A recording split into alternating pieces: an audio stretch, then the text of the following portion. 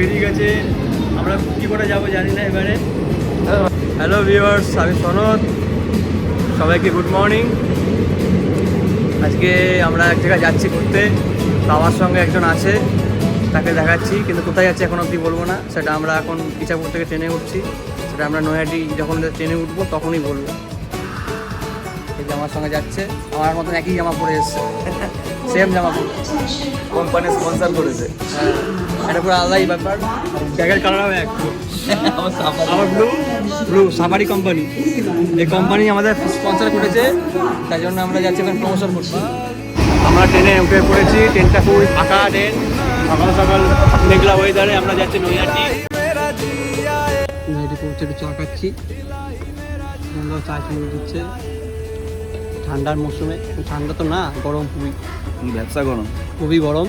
চা খেতে মজা লাগছে, মাসির চাটা খুব ভালো, মাসিকে দেখিয়ে দিচ্ছি। 5 নম্বর আমাদের প্ল্যাটফর্ম। আমাদেরকে আবার চা খাওয়াচ্ছে, আমরা বলেছিলাম 1 ঘন্টা এখানে, বলে চা খেয়ে যাওয়া ভালোবেসে। খুব ভালো, খুব ভালো। মাসি নিজের থেকে একদমই দেয়।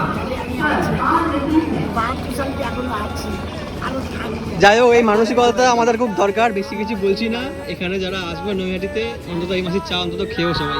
5 নম্বর প্ল্যাটফর্মে সুন্দর, খুব সুন্দর চা। মানসিকতা এত ভালো মাসি, মানে ভাবার ভাই। আচ্ছা, এনার নাম ঝর্ণা মুখার্জি, 5 নম্বর প্ল্যাটফর্মে একদম মিডলে আছে এখানে।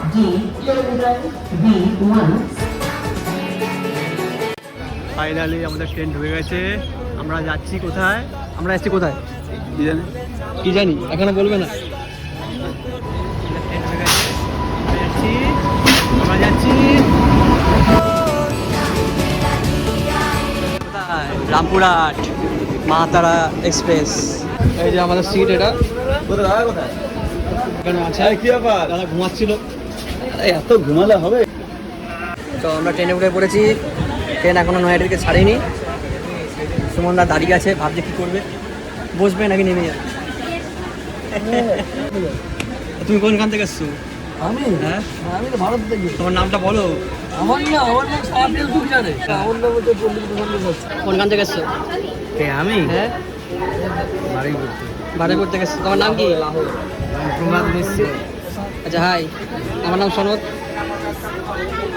ফাইনালে কিন্তু আমাদের ট্রেন ছেড়ে দিয়েছে নৈহাটি থেকে। তো আমাদের 12টা নাগাদ পৌঁছাচ্ছে রামপুরহাট।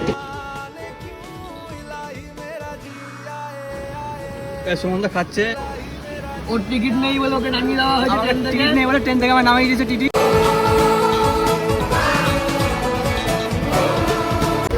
আগে থেকে 10 নম্বর দাঁড়িয়ে গেছে ট্রেনের মধ্যে, এখনো স্টেশন আমাদের বাকি আছে। আচ্ছা, এখনো আসেও নি, এখন 30 মিনিট 40 মিনিট বাকি স্টেশন আসতে।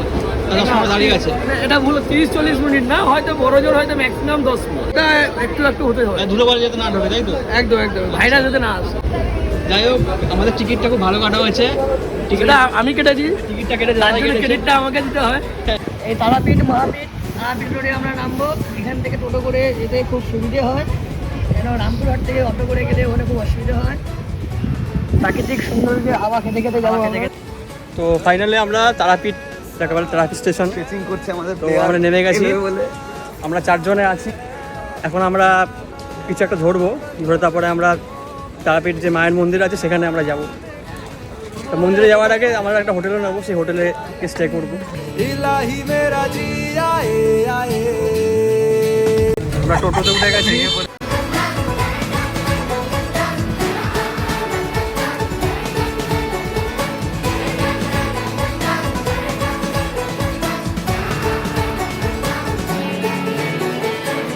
फलसफा कंधे पे मेरा बस्ता चला मैं जहाँ ले चला मुझे रास्ता। রুমে পৌঁছে গেলাম। এই যে একটা আয়না, বড় একটা সুন্দর আয়না। তো ভিডিওটি কেমন লাগলো অবশ্যই জানাবেন, এবং পার্ট 2 ভিডিও আসবে আমাদের।